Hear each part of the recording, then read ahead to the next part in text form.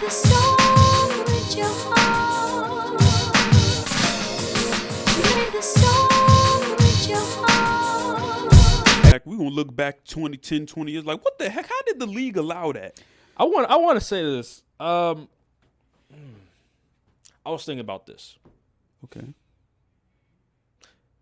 Because the Warriors, right, I ain't gonna lie, they were bad for the NBA. Oh, Lord. From the perspective of the purity of the game, the love of just breaking down what's going on in the game, right, per se.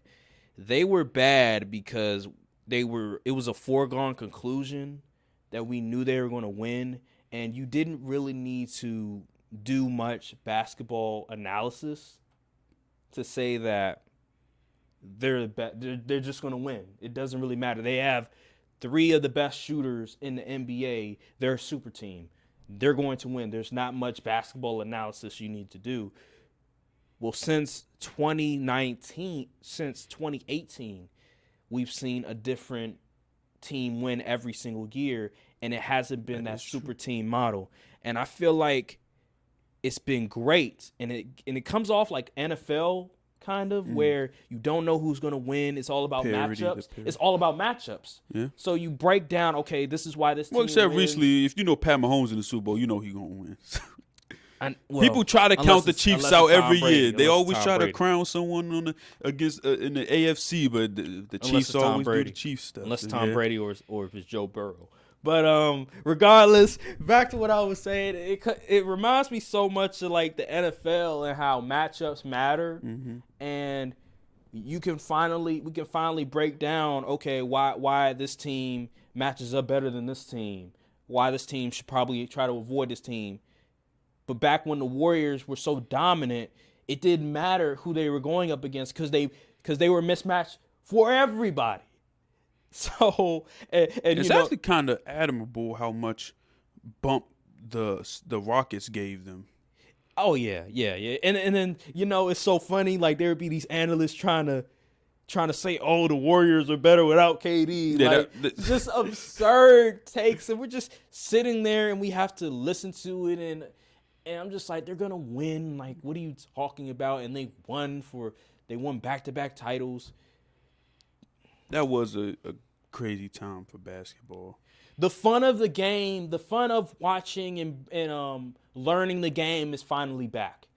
And the NBA has a perfect opportunity to the media they aren't capitalizing off of it. Nope. And it's a shame. I have to salute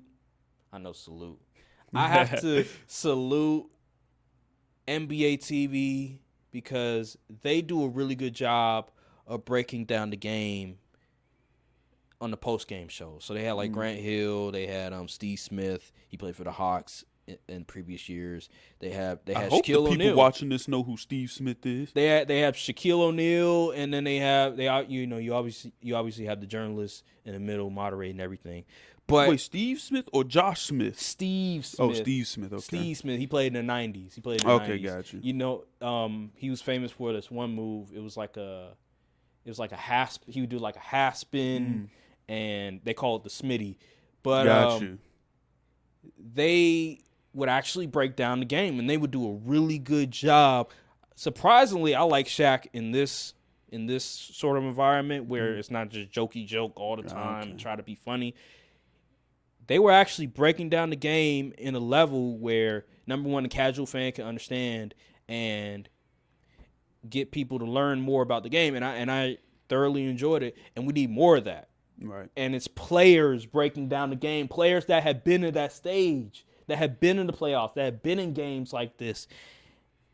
And I absolutely loved it. And those are the type of analysis we need more of instead of these halftime. You see the halftime, you see like Stephen A. and Michael Wilbon and all these people. I'm like, man, nobody want to hear them. Yeah.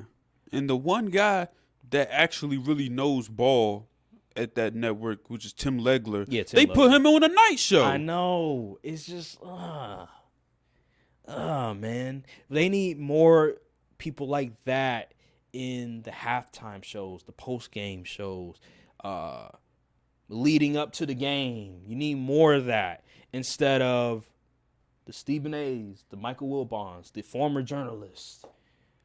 Even listen, all grace to Bob Myers. I think Bob Myers is good because he gives insight into just some of the things that he experienced with the Warriors and everything, and he can sort of talk about that, how Stephen Curry, what his approach to these type of games. I think he gives great insight to it since he was part of a dynasty.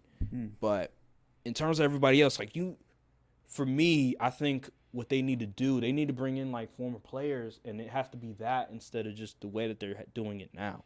And that's just my problem, because I remember back in the day, like 10, 15 years ago, I remember they had Magic, they had Scottie Pippen. Like, they would have like these prominent former players that were in the finals that are Hall of Famers breaking down everything, and it was entertaining, and you learn something new. I remember Magic Johnson, he was killing Russell Westbrook in the finals, that famous clip. Like, stuff like that, man. We need to get back to that instead of what's going on right now.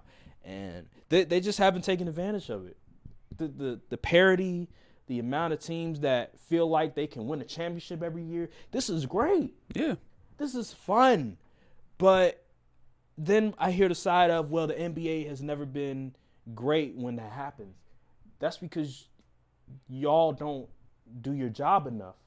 Y'all aren't making it. It's easy when it's the same teams exactly, competing every year. Y'all are not making it a mission to try to promote the game more, try to learn different players, try to give players more attention besides the Michael Jordan, LeBron, Kobe's, the Steph Curry's, the Kevin Durant's. Like, try to put more effort in exposing different players instead of looking at the same 3-4 players. And that's the problem. That's why I wanna bring up this topic. The NBA Finals. Just let me be me.